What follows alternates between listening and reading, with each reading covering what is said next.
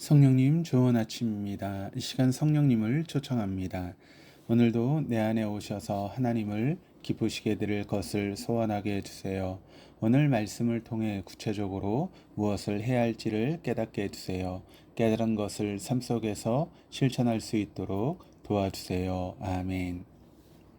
오늘 함께 나누실 하나님 말씀은 출애굽기 23장 1절에서 9절까지 말씀입니다. 제 23장. 너는 거짓된 풍설을 퍼뜨리지 말며 악인과 연합하여 위증하는 증인이 되지 말며 다수를 따라 악을 행하지 말며 송사의 다수를 따라 부당한 증언을 하지 말며 가난한 자의 송사라고 해서 편벽되이 두둔하지 말지니라. 네가 만일 네 원수의 길 잃은 소나 나귀를 보거든 반드시 그 사람에게로 돌릴지며 네가 만일 너를 미워하는 자의 나귀가 짐을 싣고 엎드러짐을 보거든 그것을 버려두지 말고 그것을 도와 그 짐을 부릴지니라. 너는 가난한 자의 송사라고 정의를 굽게 하지 말며 거짓 일을 멀리하며 무죄한 자와 의로운 자를 죽이지 말라. 나는 악인을 의롭다 하지 아니하겠노라. 너는 뇌물을 받지 말라. 뇌물은 밝은 자의 눈을 어둡게 하고 의로운 자의 말을 굽게 하느니라. 너는 이방 나그네를 압제하지 말라. 너희가 해국 땅에서 나그네 되었었은즉 나그네의 사정을 아느니라. 십계명을 내려주신 하나님께서 출애굽기 20장 이후에 계속해서 백성들이 지켜야 되는 규례를 알려주셨습니다. 오늘 본문은 사회 질서 유지를 위해 살아가면서 기본적으로 지켜야 되는 규례 중에서 특별히 공평에 관한 법을 말씀해 주셨습니다. 1절에서 3절까지입니다. 너는 거짓된 풍설을 퍼뜨리지 말며 악인과 연합하여 위증하는 증인이 되지 말며 다수를 따라 악을 행하지 말며 송사의 다수를 따라 부당한 증언을 하지 말며 가난한 자의 송사라고 해서 편벽되이 두둔하지 말지니라. 하나님께서는 이스라엘 백성이 거짓과 술수가 판을 치는 삶이 아니라 진실하고 정직하게 살아갈 것을 강력하게 명하셨습니다. 1절에 너는 거짓된 풍설을 퍼뜨리지 말라라고 하는 말씀은 상대방의 명예와 재산상의 손해를 끼치기 위하여 유포되는 아무런 근거 없고 진실성이 결여된 유언비어를 퍼뜨리지 말라라고 하는 것입니다. 상대방에게 치명상을 입히기 위해서 의도적으로 집요하게 악한 소문을 전파하여 그릇된 여론을 형성해 가는 일은 주변에서 쉽게 볼 수 있는 일입니다. 이러한 행위는 물리적으로 폭력을 사용해서 상대방의 신체나 생명에 직접적인 피해를 입히지 않는다 할지라도 상대방의 영혼과 심령에 깊은 상처를 남기게 됩니다. 또한 인격과 지위와 재산상의 큰 피해를 안긴다라고 하는 점에서 사악한 폭력과 살인 행위와 같은 중죄에 해당한다라고 볼 수 있습니다. 자신이 잘 알지 못하고 진실과 다른 거짓된 내용을 전파하여 이웃에게 해를 끼치지 말아야 한다라고 강력하게 강조하고 계십니다. 우리나라에서는 선거철에 자주 볼 수 있는 일들이기도 합니다. 또한 처음부터 상대방을 해롭게 하고 큰 공경에 빠뜨리기 위해서 거듭하여 거짓 증거도 하지 말아야 합니다. 우리가 신앙 안에서 하나님과 바른 관계를 맺어가지 않으면 세속적인 가치관에 이끌려 죄악의 물결에 쉽게 휩쓸리게 됩니다. 인간의 본성이 유혹 앞에 나약한 존재이기 때문입니다. 죄악을 도모하는 굶준 심리에 휘말리지 않을 방법은 오직 우리가 하나님의 전신갑주로 무장하는 것입니다. 하나님의 전신갑주로 무장할 때만 다수의 여론에 의지하지 않고 불의에 굴복하지 않으며 오직 진실에 의한 공정한 판결을 내릴 수 있습니다. 사회적인 약자와 소외된 이웃의 어려움일지라도 일방적으로 약자에게 유리한 판결을 내리는 것이 아니라 정의와 진실로 공정한 판결을 내려야 한다라고 말씀하고 계십니다. 약한 사람을 돌보는 것은 아주 중요한 일이지만 약한 것이 반드시 옳은 것은 아니기에 정의와 진실에 입각한 공정한 판결은 중요합니다. 4절에서 5절입니다. 내가 만일 내 원수의 길 잃은 소나 나귀를 보거든 반드시 그 사람에게로 돌릴지며 내가 만일 너를 미워하는 자의 나귀가 짐을 싣고 엎드러짐을 보거든 그것을 버려두지 말고 그것을 도와 그 짐을 부릴지니라. 원수라 할지라도 그와 문제가 되었던 직접적인 원인이 아닌 경우 그가 당한 어려움에 대해 친절하게 도와주며 원수에게도 섬길 기회가 주어지면 상대방의 재산을 보호해 주어야 된다라고 하는 말씀입니다. 원수의 길 잃은 가축을 보거든 반드시 그 원수에게로 인도해 넘겨 주어야 합니다. 원수의 나귀가 짐을 싣고 가다가 짐의 하중으로 인해서 힘에 겨워 나귀가 엎드러져 있는 것을 보거든 그냥 버려두지 말고 원수를 도와 함께 일으켜 세워 주어야 합니다. 하나님은 이 같은 사랑의 실천을 통해 원수와 화해하고 서로의 악한 감정을 누그러뜨릴 수 있는 기회를 삼도록 하셨습니다. 사도 바울은 이렇게 권면합니다. 로마서 12장 14절에서 21절 중에서 너희를 핍박하는 자를 축복하라. 축복하고 저주하지 말라. 아무에게도 악을 악으로 갚지 말고 모든 사람 앞에 선한 일을 도모하라. 내 원수가 줄이거든 먹이고 목마르거든 마시게 하라. 그리함으로 내가 숯불을 그 머리에 쌓아 놓으리라. 악에게 치지 말고 선으로 악을 이기라. 6절에서 9절입니다. 너는 가난한 자의 송사라고 정의를 굳게 하지 말며 거짓 일을 멀리하며 무죄한 자와 의로운 자를 죽이지 말라. 나는 악인을 의롭다 하지 아니하겠노라. 너는 뇌물을 받지 말라. 뇌물은 밝은 자의 눈을 어둡게 하고 의로운 자의 말을 굳게 하느니라. 너는 이방 나그네를 압제하지 말라.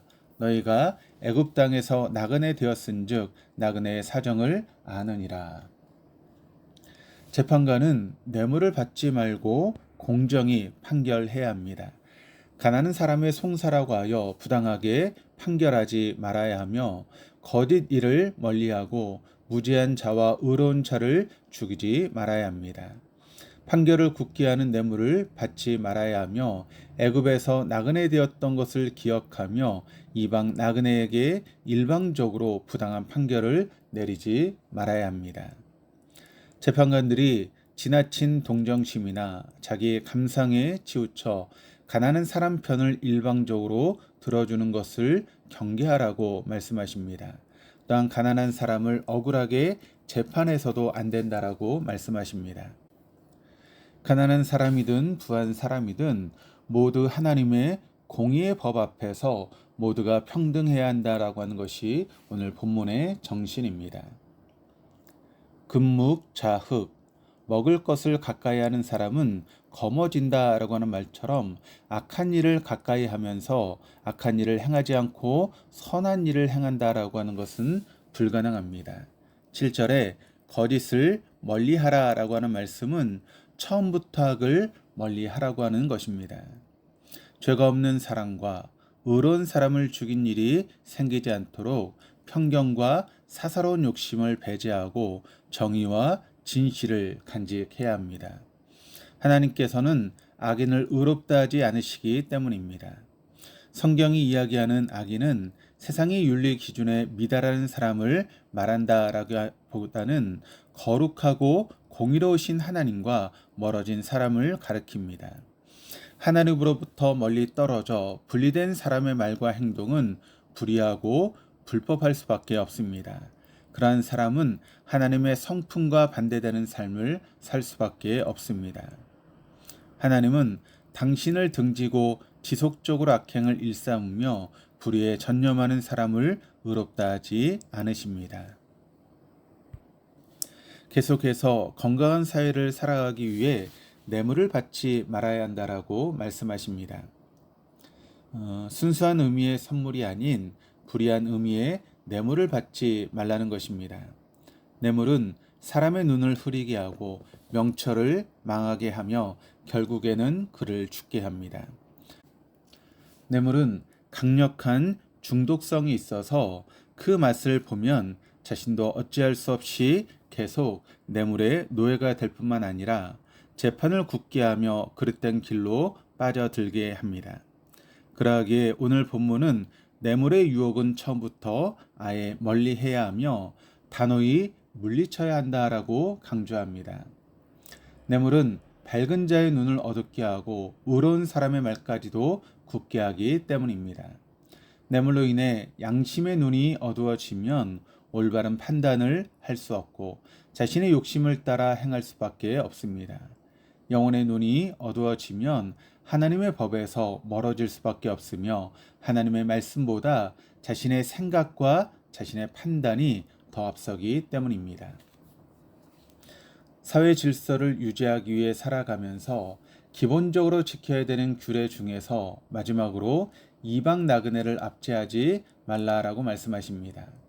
이방인이지만 이스라엘 공동체 안에 들어와 사는 사람들을 배려하며 살라라고 말씀하십니다.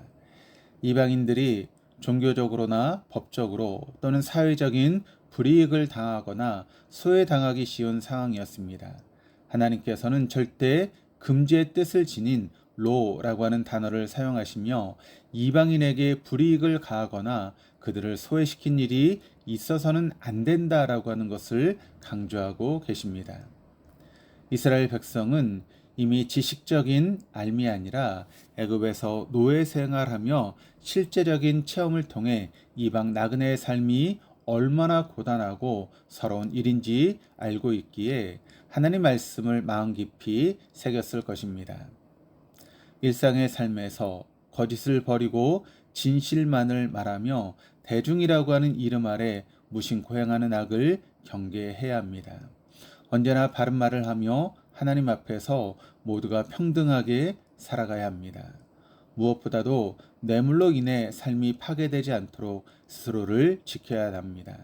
하나님께서 이스라엘 백성에게 이렇게 살라라고 명하신 말씀은 오늘 우리가 동일하게 마음에 새기며 살아야 하는 말씀입니다. 뉴스를 통해 범죄와 범죄자들이 그리스도인이라고 하는 사실을 접할 때마다 참 마음이 부끄럽습니다. 그러나 그런 보도를 접할 때마다 내 모습은 어떠한가? 하나님 말씀 앞에서 나를 세워 우리의 몸과 마음을 다시 가다듬어야 할 것입니다. 오늘도 나와 더불어 살아가는 가족과 이웃, 동료들에게 사랑의 빛 이외에는 아무 빛도 지지 않는 하루를 살아가기를 소망합니다. 기도하시겠습니다. 하나님 아버지, 하나님께서 이스라엘 백성들에게 일상의 삶을 살아가며 지켜야 하는 규례를 말씀하셨습니다. 오늘 본문의 말씀도 우리의 매일의 삶 속에 적용하며 살아야 하는 말씀입니다. 오늘 말씀을 마음에 새기어 매 순간 사랑의 빛 이외에는 아무 빛도 지지 않는 복된 하루를 살게 하여 주시옵소서.